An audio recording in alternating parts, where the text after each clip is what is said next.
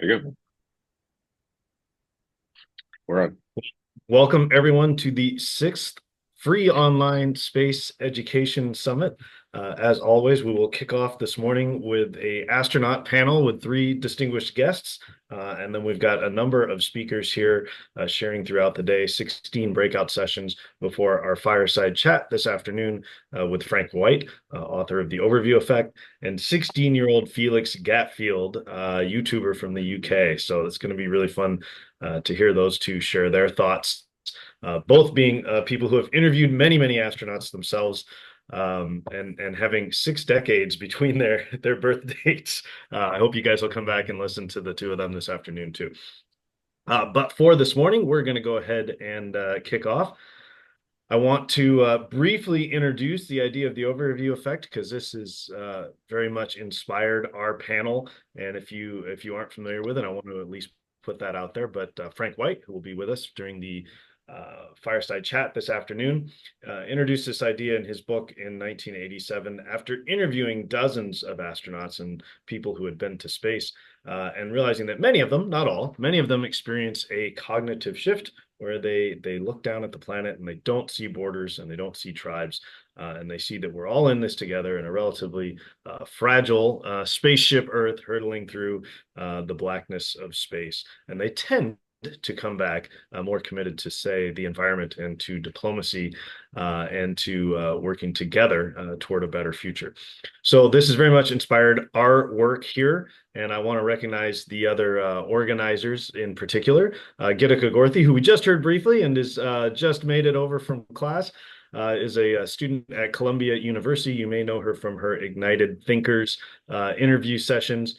We're really excited to have her on the planning team, and she's brought together a whole young professionals focused strand and a number of our speakers. So thanks, Gitika. And then Ron Rosano, Virgin Galactic astronaut and longtime contributor to their space chats community. Ron's been involved with space education since the 90s, if I got that right, Ron, with the Yeah, that's right. Astronomy Society of the Pacific. Do I have that right? Yeah. Yes, yeah, right around the mid-90s, doing uh, lessons in classrooms related to space and astronomy. So super stoked to be So, working with Ron again. And Ron himself has been to space on Virgin Galactic. So we have four astronauts on this panel. Thanks, Ron, for being a part of it. And Dr. Anahita Nizami, who's I believe not with us just yet today, but she's been a big part of organizing this event over several years. She's a practicing psychologist in the UK, and the founder of Earthscape VR. So it's been great to work with her on this event. And then myself, all of my work now is focused on space education. I am a one-time astronautical engineering student, former high school English teacher, career education technologist, now focused entirely on space education. And my company, Aries Learning, which is the Academy for the Relentless Exploration of Space. So super stoked to be working on this project as well. I've invited everyone to share in the chat your trajectory, what brings you today to this space education event in 2024, and definitely be thinking about what questions you would ask an astronaut because we have our panel coming right up. Which brings us to you and your participation. Please do participate in the text chat. You can always use the raise hand feature, especially in a large group like this, if you have something to contribute, or in smaller groups, just speak up. And you can certainly share a screen when invited. At this point, we've got everybody permission to do that for all the speakers and everything for the later sessions. But of course, do be considerate. If you need any help, reach out to Ron or myself, or just simply use the help feature in Zoom, and a message will get to Ron straight away. All right, if there are no other questions, we're going to dive right in. So I want to introduce today's astronaut panel. First, we have veteran NASA astronaut Dr. Cady Coleman, a veteran of two space shuttle missions. She has, if I've got it right, something like 159 days in space, and is a veteran of the space station as well on Expedition 26 and 27. I'm super excited because she has a new book out, Sharing Space, and an astronaut's guide to mission, wonder, and making change. And I love some of her thoughts. There it is. Yes. This influenced even the course that I run for teachers. I brought a lot of the ideas from that book right into the skill sets and mindsets segment, Cady. So I can't wait to talk to you about operational mindset today. And next we have Ken Hess, and Ken is a engineer and entrepreneur who helped shape the family history industry back in the 90s. And Ken earlier this year flew on the New Shepard NS-25 flight with Blue Origin. Along with all of us, I know Ken was watching the flight this morning with Emily and crew that just touched down. So exciting times. What a world that we live in, and we can all connect like this on a day like that. We have that kind of access and that kind of travel to space right now. Ken is also the founder of Science Buddies, which is a K-12 STEM education nonprofit with a 250 million users. So hopefully Ken will share a little bit of that story today. And then finally, we have Chris Huie, or Chewy, as his coworkers and friends know him, a Virgin Galactic employee who has also been up on the Virgin Galactic VSS Unity ship on the Unity 25 flight. And I noticed in your email signature, Chris, that you're working on the Delta ship now, so that's really exciting, and hopefully we'll hear a little bit about that. He's also a co-founder of Virgin Galactic's Black Leadership in Aerospace Scholarship and Training, or BLAST, program, with a focus on mentoring college students and increasing the number of Black leaders in the aerospace industry. So we're excited to have Chris here today. Everybody here has got some connection with STEM education and mentorship of students. So really fantastic to have these folks all together on this panel and to be able to ask them a few questions. And I think for the sake of the recording, Ron, I'm going to stop sharing, and the panel pinned here. And Great. the first question I want to throw out to folks, and we can go in any order, but I'd love to hear from each of you. What is the trajectory that brought you here and that brought you to being an astronaut? And I love the sort of a bonus question to extend the metaphor a little bit, but is there anybody who maybe gave you a gravity assist along the way? A mentor or an educator or something like that is a great place to start this morning. So I will stop sharing the slides, and it would be great. Cady, if I can put you on the spot, maybe we can start with you, and then we'll hear from Ken and Chris. Well, it used to be with I'd be talking with another um, astronaut from the NASA Astronaut Corps. It would happen often that somebody would ask that question, and if they started off, they'd go, "Well, like every 6-year-old boy, I wanted to be an astronaut," and pretty much everything in that sentence just doesn't apply to me, right? And I really it's not something that I thought about doing until I was a senior in college, and Sally Ride, first American woman astronaut, I went to MIT at the time, came there and told her story just before she flew. And it's not that I thought, well, if she can do that, I can do that. It was more, I thought, well, we seem to have these things in common. This sort of looks and feels like me. And we both seem to feel like being the best you can be at whatever you're studying is important, and having a passion for your mission, and at the same time wanting some adventure. So that made all the difference for me. And I just think that we still out in the world, it's still so necessary, not for everyone, but for many, that they see somebody that looks, and when I say looks, I don't mean actually sort of visually, but somebody feels like them. But I don't think that would have been possible without. I'm somebody that likes encouragement. I do well with encouragement. And so a high school chemistry teacher that was just sure that chemistry was the most best thing in the whole world, and it was for me.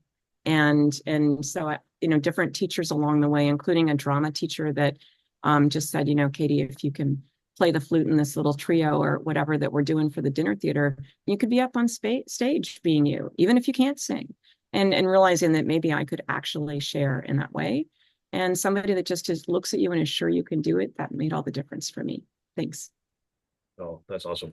And I know from reading your book, you do pretty well with people telling you no, too. Well, I like to use that sort of part it makes me mad. And then, and that seems to help fill in the gaps that I'm not so good at filling in.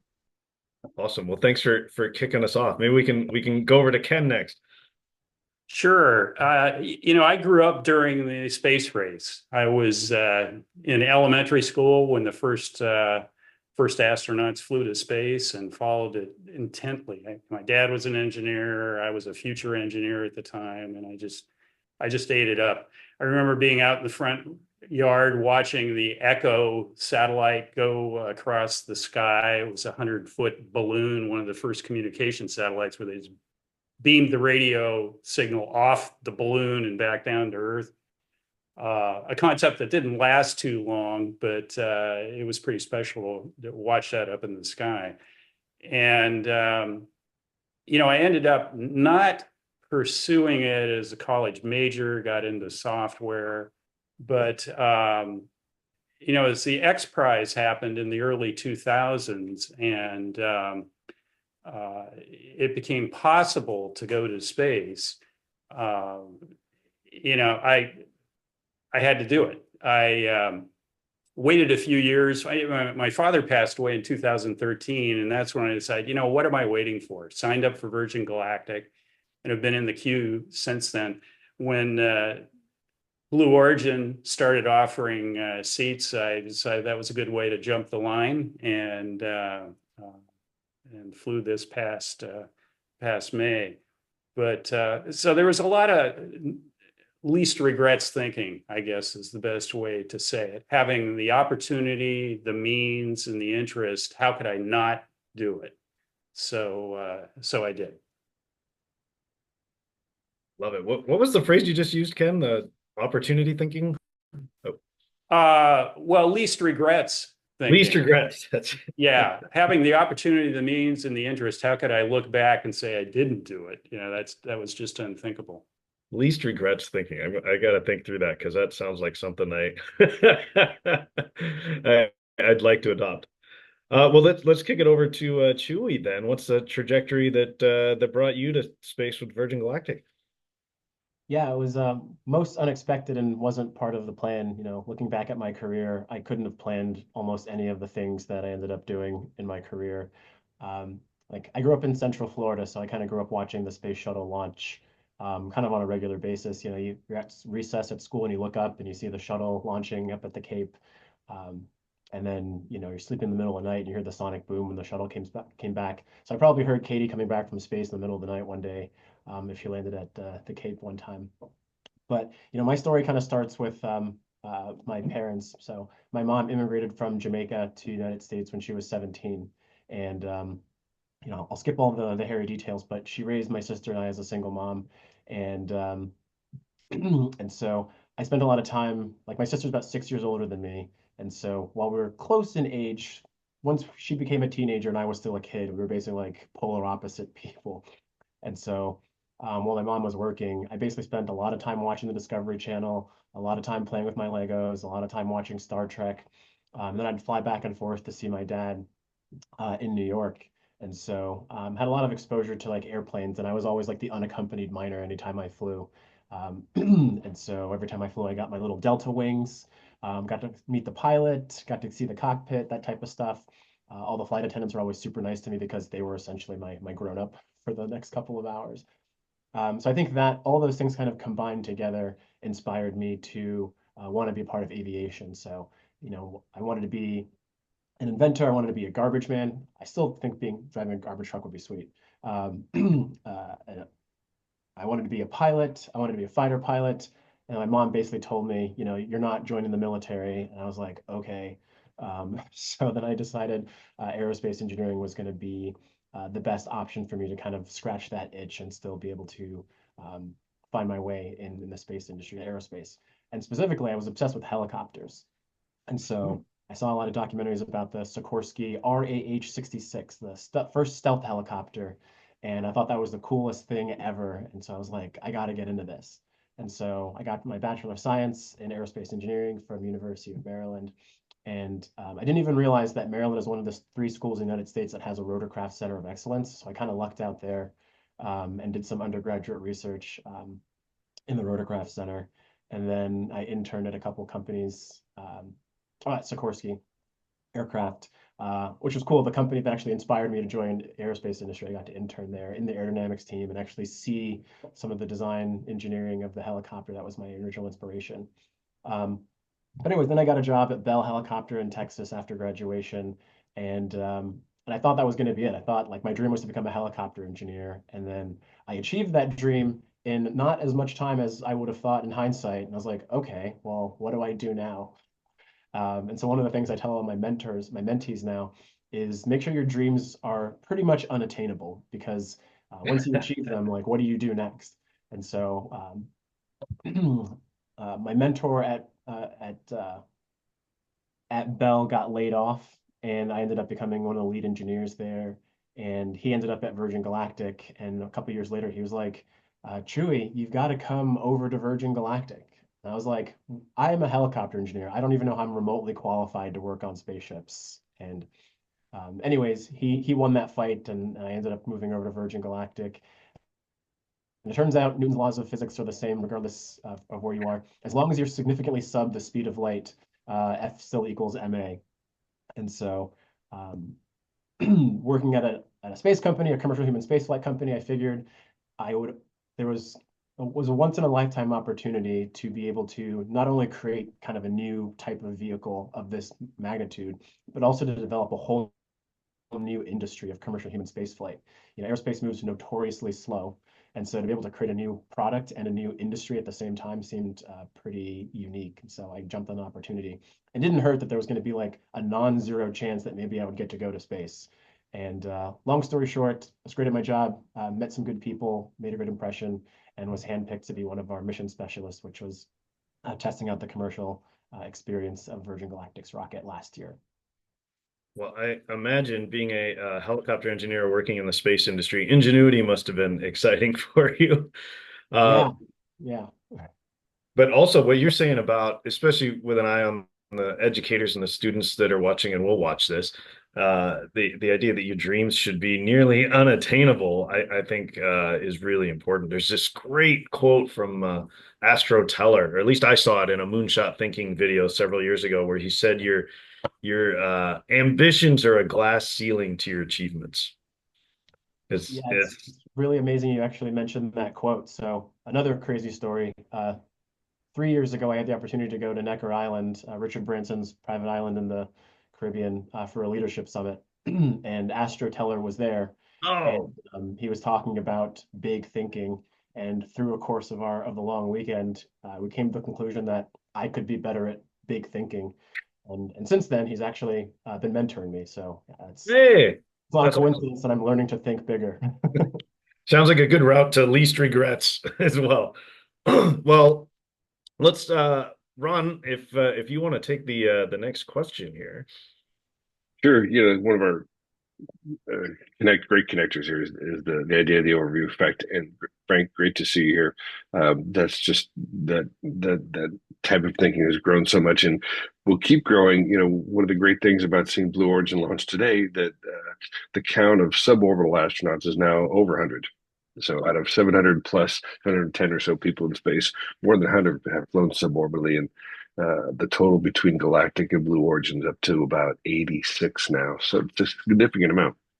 Um, yeah, Cady and Ken and Chewie, do you have overview effect kind of takeaways from your flights?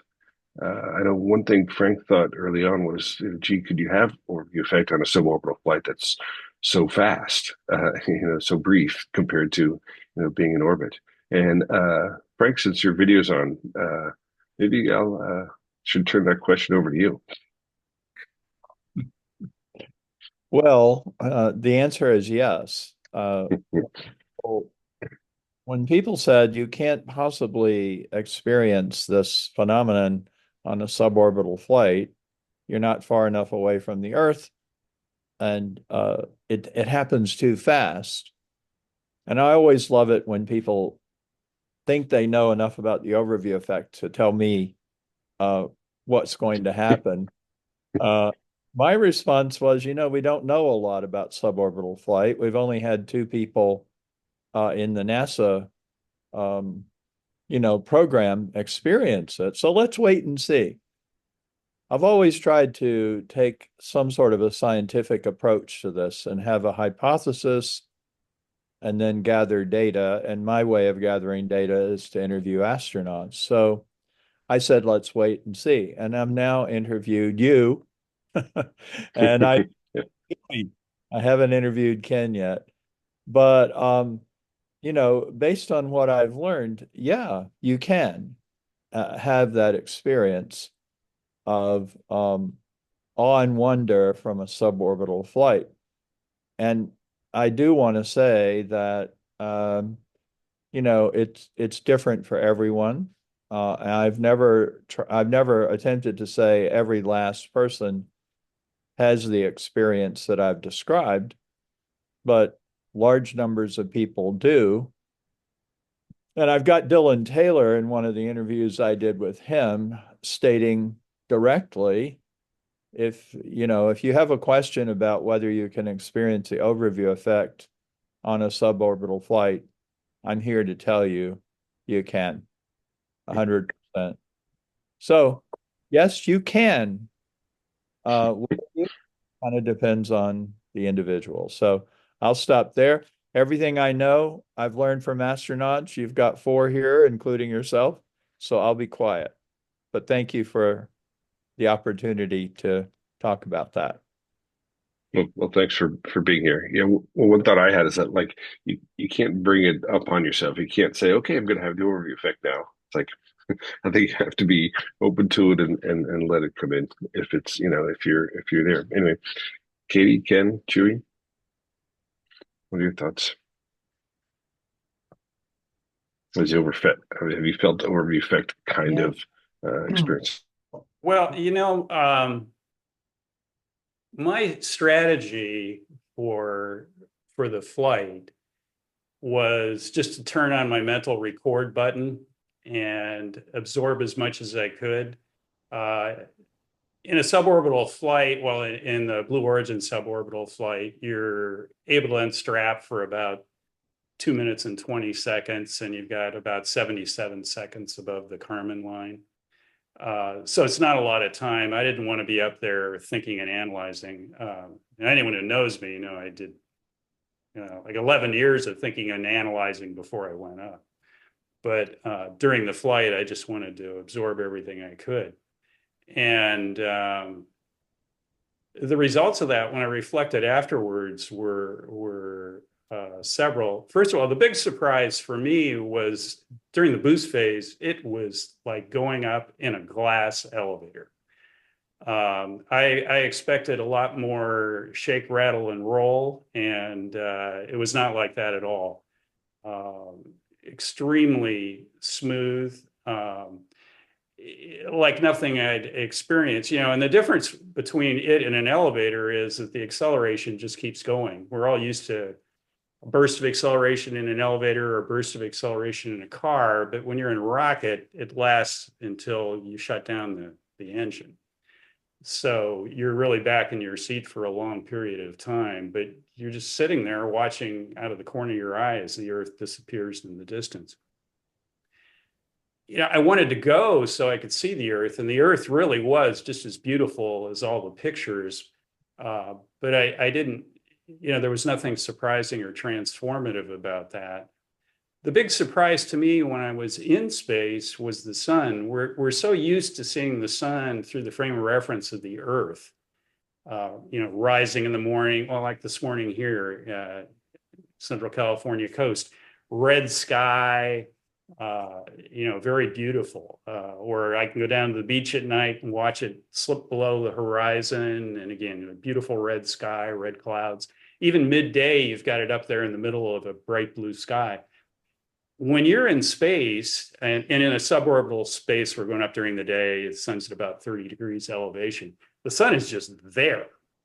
There's no frame of reference of the Earth or anything close. It's sitting there in a black sky. You realize, hey, I'm looking at a star close up. It doesn't feel like the sun the way the sun does on Earth. It was very different. So, I wanted to go up and see the Earth in its natural environment. And I came away feeling I'd seen the solar system in its natural environment. That's really cool, Ken. Beautiful. Thanks. I don't know if folks realize that we don't get to talk to each other all that much. Even within the NASA Astronaut Corps, we're all, we're on a crew, but then we're spread out. I mean, every once in a while, like when you get back from a flight, you'll all talk and then you sort of each talk about things in some public appearance together. But it's always this great thing to hear, especially somebody else that you haven't been on, on stage with or answered questions with or hear what they say. And I often think that the questions and people like Frank who ask questions of us that we wouldn't think to ask of ourselves. It's almost the most important part of the flight.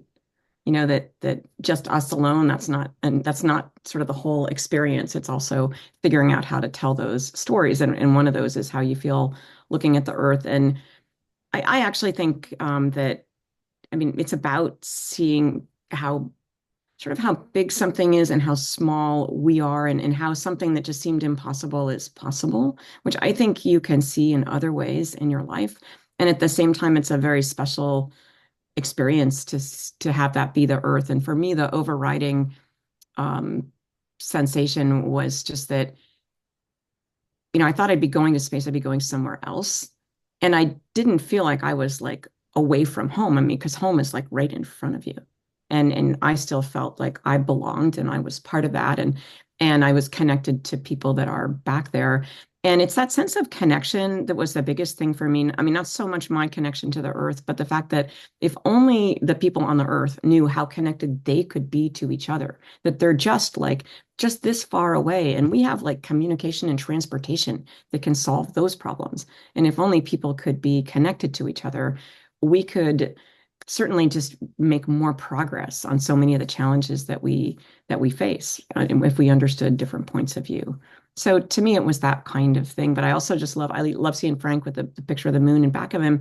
And when I look at pictures from Artemis, I mean, there were pictures of the Earth taken by satellites or whatever. I've forgotten what exactly took those pictures. I'm sure a lot of people on this call know, but this was the first human picture that we had of the Earth taken from space. And there's something about the very human part of that.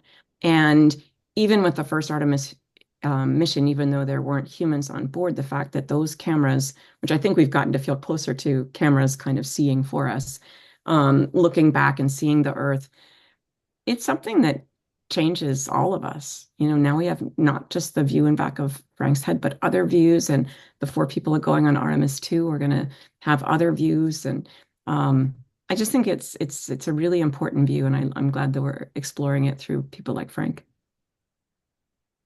It's awesome. I see a real theme there too, in terms of people on Earth being connected and these views changing all of us.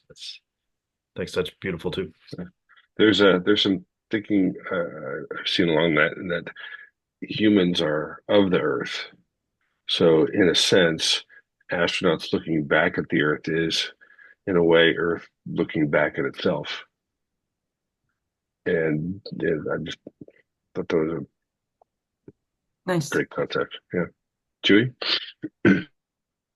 Along the same lines as Katie's saying, astronauts don't get to talk to other astronauts all that often. I think as we're sending more and more people, it's kind of getting statistically easier. So I appreciate these types of opportunities. But the thing about the overview effect is every time I talk about it, every time I share my experience with a group of people, and especially one-on-one, and you get to like deep dive specific topics with someone, like I learn more about it and I learn more about my experience personally. And so it's just such a treat to get to mutually discover that effect as you talk about it, because I get to see it from someone else's perspective as I tell them the story, and then they reflect back on what they feel and how they what they thought about it or what they heard in my perspective. So when I was preparing for my space launch, Virgin Galactic launches out of New Mexico in the southwest United States. It's a very brown part of the United States, and you can very clearly see the brownness from space. um, I thought it was going to be important for me to look down on the Earth and know what I was looking at. And so I was looking at Google Earth before when I was doing my training, and I was trying to memorize mountain ranges and rivers and lakes and national parks because I wanted to be able to identify those things. That's my engineering brain, is like very clearly having information a priori prior to the event that I'm looking at. And then I got to space and I was floating weightless, looking out the window, and it all went out the window, like so to speak. And what blew my mind is that I could see farther than I've ever been able to see before. And so here I was with my earthly perspective, thinking when I got to space, I was going to be looking down on a map, flat. And when you're in space, you very clearly see the curvature of the Earth. And from a comparing Earth to space, you can see over the horizon. You know, it's just a different horizon from space. You can't see on the other side of a sphere, but you can see so far. And that was actually the first thing I said. I was like, "Wow, you can see so far." And I think my favorite thing about my experience, similar to what Ken was saying, you just kind of like hit the record button on your brain, and that overarching question, can you experience the overview effect in a short amount of time? I think um, you know, in engineering and in science, when you have like a non-linear experience, you have to have a faster record rate to capture all the information, so you can start to linearize it and process. And so I think, you know, when your adrenaline's pumping, you just remember things in more clarity. And the event, I call it when a matrix moment, where like time felt like it slowed down. Um, and so there's so much of that short experience that I have great clarity. But in space, looking at the Earth, I experienced like a severe amount of cognitive dissonance where I was feeling like I was two different versions of myself at the same time. Looking at the Earth, seeing the vastness of space, like contextually, it was like crazy to see where the Earth is. Just like Ken was saying, like you saw the sun just like in the solar system hanging out by itself. You're like, and I remember thinking to myself, holy crap, we out here, y'all. It's just us. Like the Earth is just there, and the next closest thing is hundreds of thousands of miles away, and everything else, everywhere else that we know about is desolate and doesn't support life that we know. And so looking down at our planet, I was like, this is it. We are alone to, you know, for a terrible pandemic quote, we are alone together, you know, going from like the lockdown. But like as a planet, I felt connected to everyone on the planet, and together in that sense. But I also felt distinctly alone as a species in that this is our home and this is something that we need to be very cognizant of and taking care of. Um, in as I've talked to the overview effect over the years since I've flown, I've come to the conclusion, and I've told Frank about this. I think the overview effect is a spectrum, a sliding spectrum of like an abrupt, discrete experience that you have, and then there's like on the subtle side, you're like, okay, it's maybe more like a frog in boiling water that sneaks up on you, and you have this different effect. But I think it's a mindset, and there are many ways to experience a mindset. Um, in earlier this year, I was in Texas I saw the eclipse. I was speaking there, and I talked to a guy who was convinced he had experienced the overview effect. And after hearing my experience, and we talked about it for maybe like 20 minutes, he kind of broke down into tears and was so grateful because I confirmed for him that he had already experienced the overview effect and he didn't need to go to space. But without having talked to anyone that's been to space, he didn't know how to compare his feelings to mine. Um, Also, I spoke to a psychologist um, who deals in psychedelics, right, and you know, brain altering chemicals, if you will. And as I was describing my experience to the psychologist, they said, it sounds like you experienced like a psychedelic, you know, event where you had this cognitive shift and were able to have like this cognitive dissonance, but like experience, almost have like a conversation with yourself in a very clear and prescient way. And so I like to think of the overview effect as like, how do we get to a cultural critical mass where we haven't sent enough people, we haven't sent enough a diverse representative set of people to space to really understand what it means to experience the overview effect and what it's going to be like. So I think we still have a huge body of work to explore as we start to increase the number of people and the different diversities of people, all the way that people are diverse from each other. And it's my hope that when we send a statistically representative sample of the Earth to space and then come back down and get that experience, that we cross-pollinate that experience into the Earth, where we can all experience the overview effect without having to go to space. And it's my hope that that pollination of the overview effect with that cultural critical mass will start to make huge shifts in how humanity thinks about their place in the universe, their place with each other, and our relationship with the planet. Well, Mark, I that, know we oh, should go to other questions, but I just want to say real quick that that really strikes a chord for me, Chewy, where you talked about how sort of big and just you know you saw so far, and you realize just you know it's I don't know you're the missions or the things that we're part of can be so much bigger than we are, that view of the Earth. But at the same time that it's a giant mission that's so much bigger than you are, it actually depends on you as well as a person. Like there are so few people who've been to space that everyone's speaking their mind, whether it's answering a question, did you feel the overview effect, which is a certain definition, but just how you felt. And the fact that we haven't had enough different kinds of people going, that means every single person speaking up in their own way is so important. And I think that really helps at sort of augment the numbers that we don't have yet. So thanks very much. Yeah, I think that's a great point. I mean, in some vein, you could probably make an argument that we won't have a confident definition of the overview effect until we've sent everybody, because everyone has their own experience to bring to it, and we're still learning what it means to be human and how we interface with our environment. And everyone comes from a different place with a different background, with a different story that's going to see things through their own lens. And down here on the ground as well, as you mentioned, I think that's important, especially for some of the folks. Somebody was saying, I'm jumping from, how many thousand feet, and so I saw some of the chat going by. But I do think that you can have these changing kinds of experiences, almost anywhere. It's about a mindset, really. Okay, well, quit interrupting, Mark. Do you want to do more Oh, questions? no worries. You guys have actually sort of very, very smoothly transitioned right into the question I have to ask, which is, how might we best prepare students or the next generation for humanity's future in space? So you guys have had this experience. It sounds like we need to be increasing the sample size anyway of folks who do and folks who want to get involved. But how might we better prepare students for humanity's future in space? And I'll just leave it open-ended, and then we'll go to the participants because we've already had some great questions in chat.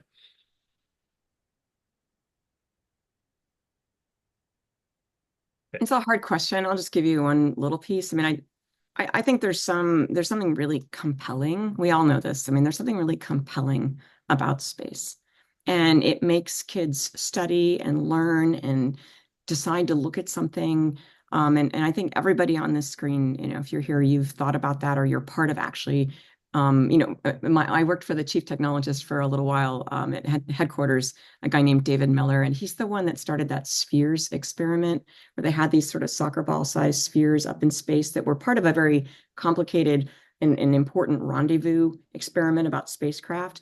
But he also made it this education thing. And it started because he watched Star Wars and he looked at his graduate students and he goes, when Luke was learning how to use the lightsaber, it goes, I want 6 of those and I want them on the space station. Not the lightsaber, but the spheres. And that's really the origin of this very cool, for many years, contest where kids could beam up software that then they could figure out who had the best, score doing this. And so here, and so I worked for this guy who, comes from this kind of magical place in his head. And he goes, Cady, I know that you're an astronaut and you're really great, but one of the reasons I want to have you here is I want you to be like the Trojan horse. People are going to want to talk to you. I want to bring you to things. I want them to want to talk to you. And then basically I want you to then tell them what we do that is important that you're part of here. And if I say I'm David Miller, I want to tell them, they're not really going to care. But if you start the conversation, we'll all be able to participate. And so I think thinking about that kind of, what is the allure of space and how can we use it to help kids understand that they could really be whatever they want to be as well. I think one of the ways to start that is when they say, well, I'm an artist or I'm a this or I'm a that, and I'll bet you I can't be an astronaut. And to say, well, not yet.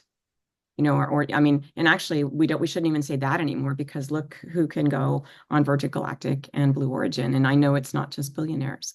And so anyways, I think just making them realize that we'll need everybody up in space is one of the ways to do that. But I'm happy to hear what other folks have to say.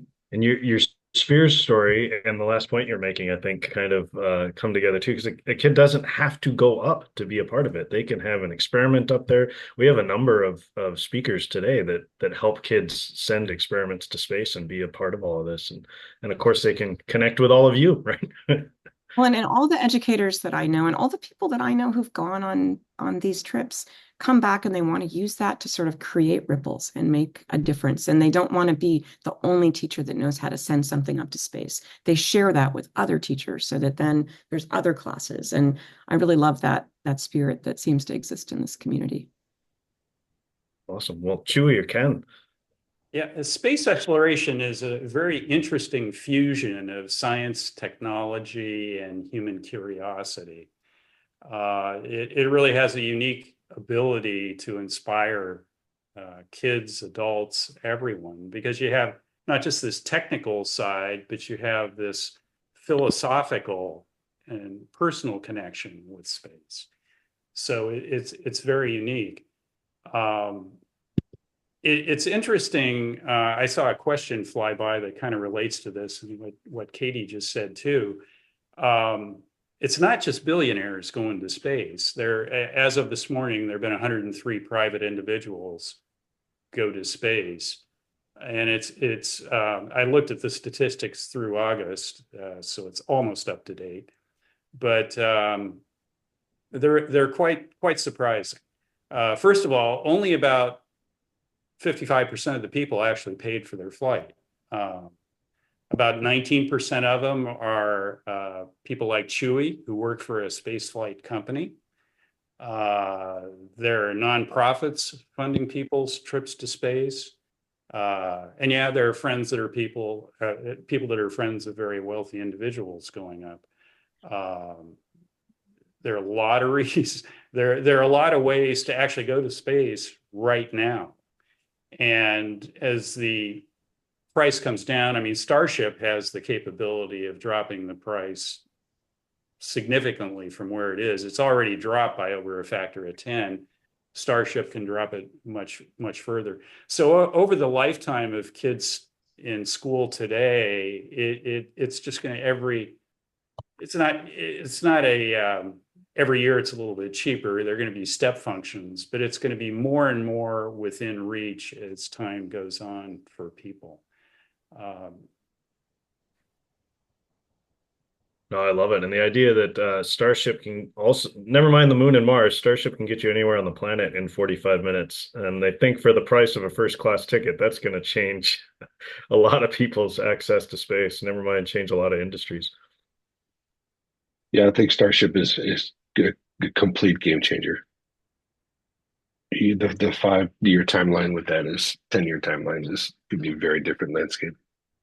I know, Logan, you had your hand raised, and Frank, I know you had a few thoughts. Well, maybe we should hear from Huie first, though, in terms of Yeah, sorry. might we prepare, and Yes, then thanks. we'll open it up. Yeah. Yeah, I'll be brief. I think other people already touched on it, but I think curiosity um, and having passion and creativity are super important. I think every child has that. I think the goal is to just make sure that doesn't get extinguished sometime between like the age of 12 and 21, and hold on to that thing. And I think now the industry is taking off so much that you can start to see different ways to participate a lot more than you could maybe 10, 20 years ago. And so I think there's hope, more hope than there's ever been to like not extinguish those childhood dreams and those unfettered passions and curiosities. I think curiosity is huge. And I think where the industry is heading towards now is I think of space as an infrastructure technology. And an infrastructure technology doesn't just do one thing. It enables everybody to do anything they can think of if they have the creativity and the passion and the curiosity. Um, the internet is the most recent example of an infrastructure technology, or let's say Amazon is a good example, right? Amazon built up a bunch of servers so that they could sell a bunch of stuff during the 2-month holiday season. But then the other 10 months of the year, they've got these massive server racks that they actually use to host. Like 50% of the entire internet is hosted by AWS, Amazon Web Services. And that's an infrastructure technology, right? There's so many different ways we can use the internet to many different effects. Uber changed the landscape of what it is to use a mobile phone to do anything. You can, book an Uber, you can book an Airbnb, these types of platform technologies. And so in terms of like seeing yourself in the industry, it's what do you care about? What are you passionate about? And then how, not if, but how can you use space to enhance it, make it better, make it faster, make it cheaper, make it more accessible? We're doing so much research in space, and I guess, shameless plug, Virgin Galactic is, we send research payloads to space through NASA contracts. And so NASA has these programs. You can submit your payload research applications, and then they'll put them on a spaceflight provider, whether it be that Blue Origin, Virgin Galactic, or SpaceX. And we've been working with an organization called IIAS that also does suborbital microgravity research, human-tended research, another way to become an astronaut. We've got, when we fly the Delta class spaceship in a couple of years, we'll be sending, I think, 3 researchers up doing human-tended research. A lot of that research comes from NASA. And so, like, we're accepting applications, or IIAS is accepting applications for research that you may want to do in space. And so you just look at what the space companies are doing and see what opportunities they're providing. But research is a great way to get involved. And finding an excuse to come up with a research that requires a human is another way to get to space. I love that. I think Huie, you're the first person to say that on any of these panels, that kids can get involved by doing research, like, and there's a lot of opportunities for that. That's a fantastic perspective. So we're going to open it up to participant questions at this point. And one that caught our eye going by, Shashi, do you maybe want to come on, Mike, and ask your question of the panel, if you're still here? Yeah, certainly. I'm really curious, but first of all, thanks for all this. Is amazing. I'm curious, what did you have to unlearn to become an astronaut?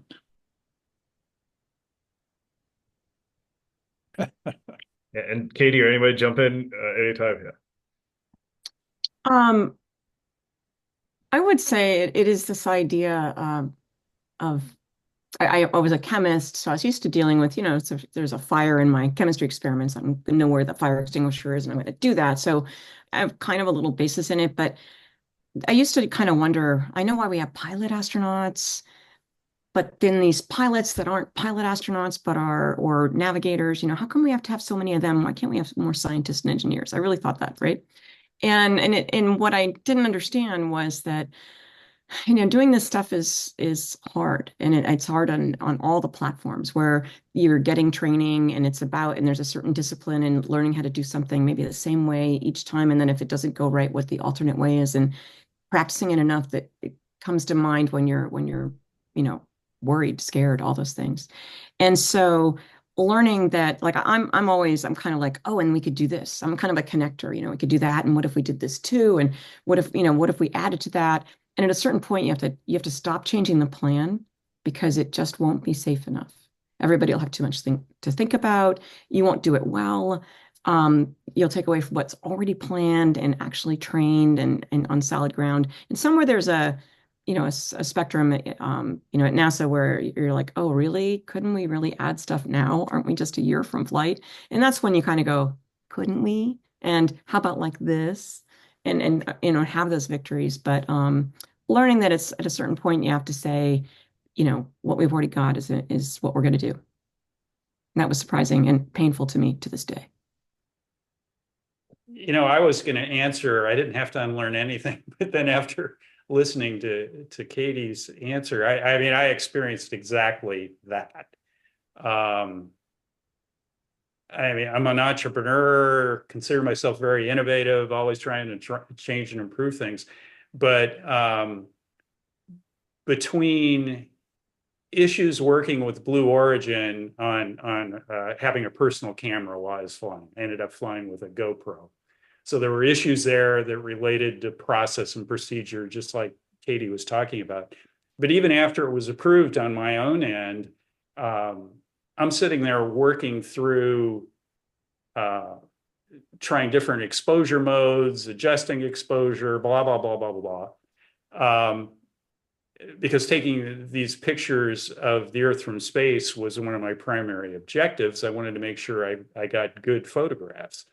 But as I drilled and practiced on the fact that I had less than 2 minutes to do all this, even after kind of accepting all the bureaucratic limits on what I was able to take, a very simple camera was all that was allowed. I found that I was simplifying the thing myself.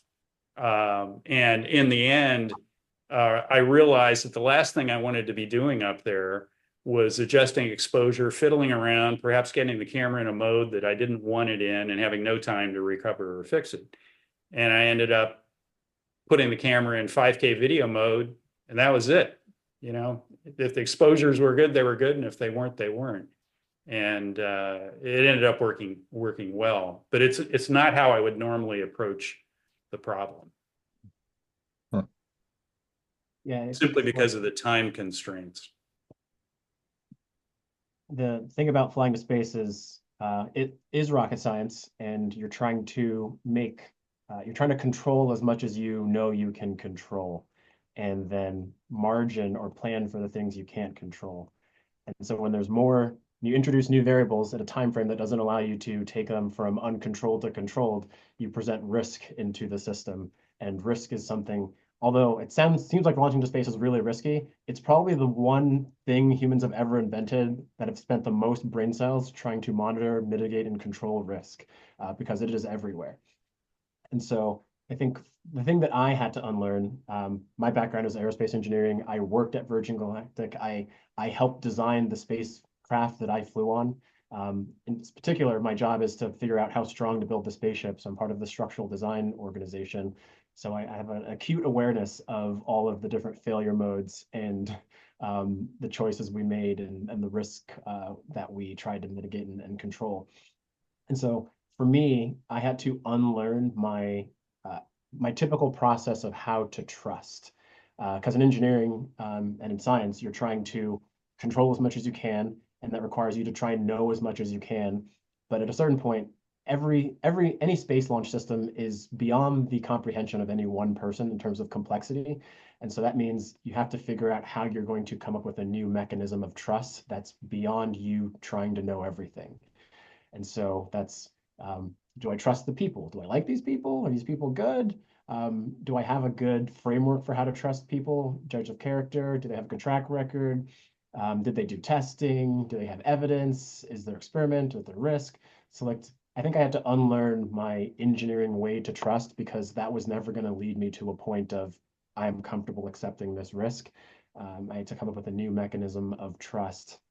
Because like I know a lot about the spaceship, Virgin Galactic spaceship, but I know nothing about like the propulsion system. I didn't work on that at all. And sitting in between two giant pressure vessels is a little bit unnerving. And but I became comfortable with that risk as I learned more about it. And I trusted the people. And I probably had the unique experience of working with these people for half of a decade and knowing their competence and their skills and the testing that we've done. But other people are going to have to come up with a different level of trust to do something like this. And that's kind of what we're trying to do as an industry, is bolster up everyone else's trust in the industry, because it doesn't take much. Like even, was it last year or 2 years ago when the submarine had the submarine incident? Like that was like that sent shockwaves through the commercial space industry, and that's not even anything. Like submarines are totally different than spacecraft. Not totally different, but like high pressure and low pressure, kind of different in terms of design and mitigation. Well, it's interesting. All of your answers sort of point to the same idea of there comes a point where you can no longer add complexity, and you do have to trust and accept some degree of risk to move forward. And it sounds like an important life lesson to me. We are almost out of time, but Logan has had his hand up for a long period. So Logan, if you want to come on mic real quick and share your question, and I think we'll probably have to wrap up at that point. I need a couple minutes at the end just to share resources and send people off to the first sessions. But Logan, if you're still there. Yep. I'm a past collector, curator, space historian, and storyteller. And one of my, I think one of the gifts that I give is mission patches to educators to put into the hands of students. And I use storytelling of the origin story of their design to spark curiosity, but more importantly, to build a bridge between the story of the design and the STEM that's related to the mission. And in particular, Cady, STS 73 and 93 are two patches that are part of the classroom set that I give to educators. And I've donated about 36,000 patches to 850 educators in 24 countries.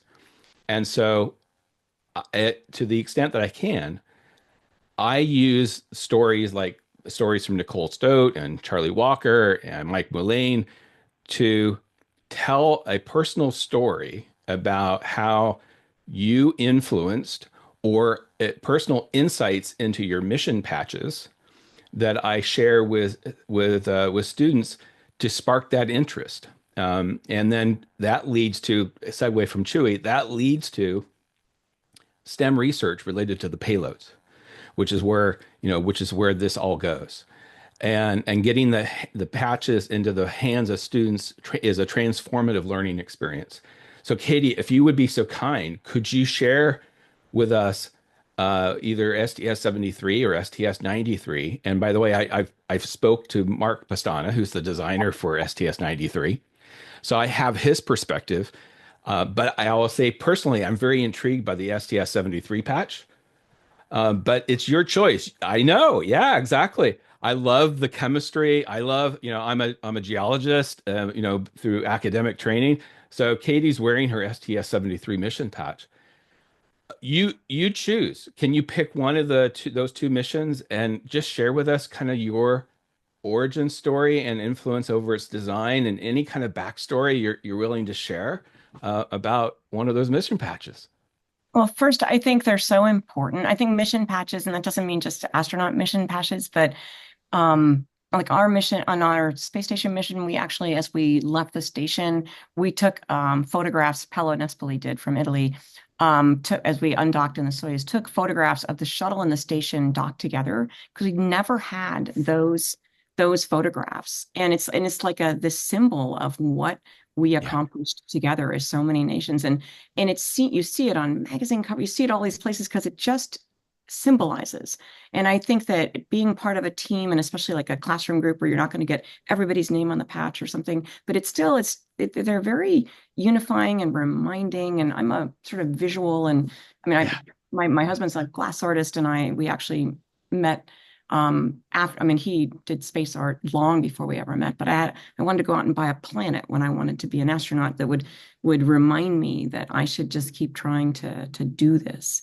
And so with that, I'll tell you, the one person who was not involved in my patches was my husband, the artist. He's like, oh, I am way too smart to get in the middle of this. And everyone that designs patches, I mean, basically they're, designed by committee, which means they can be awful, right? And these poor artist people are trying to make something reasonable. I think all the artists should be nominated as like UN facilitators, okay? But on this one, we actually all stayed friends and all those kinds of things. I like this because if you can look close enough, I'll sort of scooch this closer here. Not very flattering, but oops. But STS 73 was the second iteration of the United States microgravity mission. It was literally a precursor to the space station. I mean, the questions that were on deck were, how are we going to build a space station that allows scientists to be scientists and do experiments, and what's going to work, what's not going to work? And so we had about 30 different experiments, a big laboratory in the back of the payload bay of the shuttle. It's kind of like being in the back of the dump truck. And on it, if you look closely, you see these lines in purple. That represents the cupola on the space station. So kind of making sure we remember what our big purpose is. We wanted to have scientific symbols. There was ones because we grew crystals. And then the fluid physicists felt very left out. There was discussions. I don't want to say there were tears, but there kind of were. Anyways, so the infinity symbol is used in a lot of fluid physics equations, and this and the shape of the patch itself is like a soccer ball, which represents the universe, and a star for everybody that was on the mission, plus I think also people that had passed as well. So the unify, and it's purple because the mission commander, Ken Bowersox, wanted it to be purple. An astronaut god likes purple, so there we were. So that is the story of that. But I do treasure them. And just real quick about STS 93 is that we were deploying the Chandra X-ray Observatory. Keep your eyes on that as educators because their website is amazing. Chandra.harvard.edu, I believe. But just look up Chandra Telescope. Everything you know about black holes literally comes from that telescope. It's on the chopping block, I think personally, because there hasn't been very great information that's been allowed to be out there. It was sort of unfairly like, oh, it's old, it's this, it's that. Of course, you always have your favorite telescope, but keep an eye on the news, speak your mind. But as educators, go to their website because they really have so many creative interdisciplinary ways to talk about space and missions. And I mean, they have Audible, they've made sonifications of spectra, things like that. But it's also famous because Eileen Collins was the first woman commander. I just saw the documentary just premiered this weekend about her life. And all of us can learn a lot of things from Eileen from that documentary. So that's my long-winded way to make us over time, which is my way. Well, SDS 93, Mark's children actually had an influence in the design of that mission patch. I forgot. So I will just leave it at that. Well, Kids can be involved, and that's, if for you personally, it definitely influenced the outcome of that mission patch. The kid named the telescope, I believe. Yep. Yeah. Awesome. Well, on account of the time, we're going to have to wrap up here, and I do need a couple minutes to share some resources and send people to the first session. But real briefly, Ken or Chewie, if you have any parting comments for the educators and enthusiasts in attendance, I want to give you a moment to do that. Oh, way to put on the spot. No. Just follow your dreams, dream bigger than you think you can, and enjoy the journey. I think that's probably the most important thing about trying to achieve something audacious is enjoying the journey. Just in case you don't make it or you don't make it as fast as you want, it's important to enjoy the struggle because the struggle is life. And if it might, sometimes it takes, if you take the traditional NASA astronaut route, it can take 10, 20, 30 years to fly to space. It's probably going to change now with a lot more options to actually launch, but it's a long journey to do anything worth doing sometimes. And so you have to enjoy the struggle. Awesome. I appreciate that. And I hope everybody will stick around too. I'm going to go ahead and share my screen. Hey, Mark, I'm going to chime in with one last thing. I know Frank probably would want to say this, but one thing that Frank has said before is that we're all in space right now, and it's a great idea. We're on this spaceship Earth, and it's carrying us through space, but we just don't realize it. So it's great to have all these ideas to help us keep that front of mind. All right. Well, I want to say, and it's a good point. Hopefully we're all crew and not just passengers here on Spaceship Earth. So thank you again to our panelists, Dr. Cady Coleman and Ken Hess and Chris Huie. Thank you to all three of you for coming. I feel like it's such a privilege for Ron and Gitika and I to get to hear all of you and to have you here today.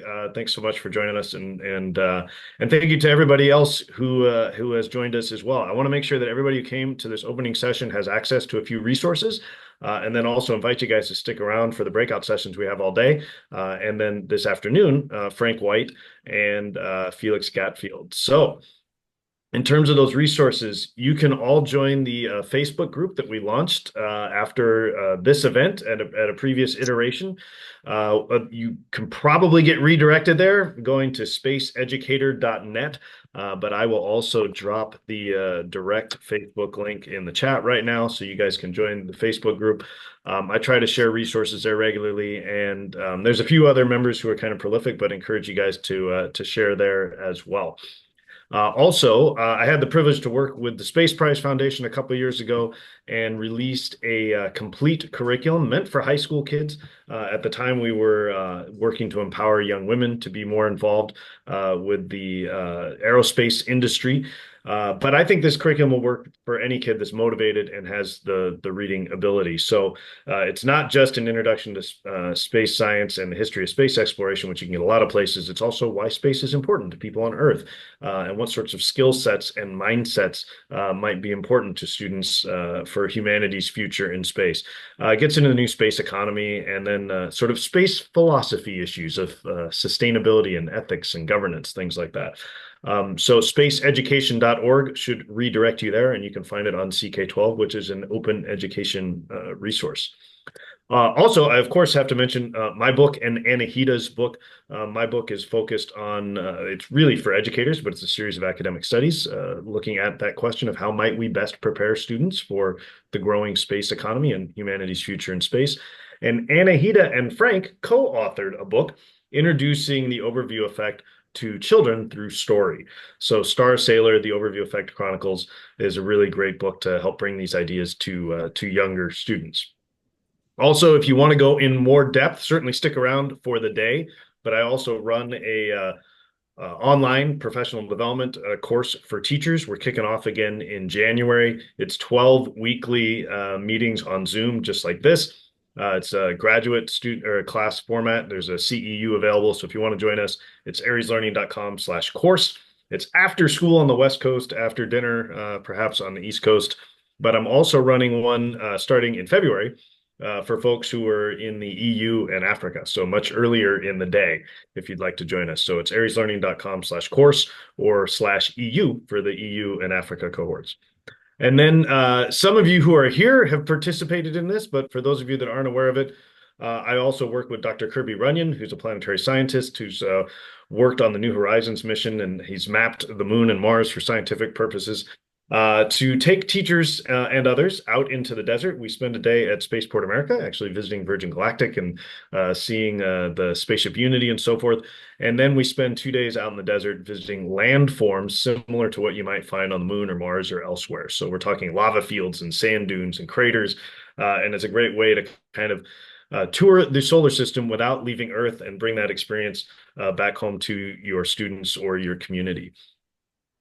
So for today, you can find the schedule at spaceeducation.events/schedule, or again, the full link, if you have trouble with the redirect, is spaceeducation.squarespace.com, and you can find the schedule there.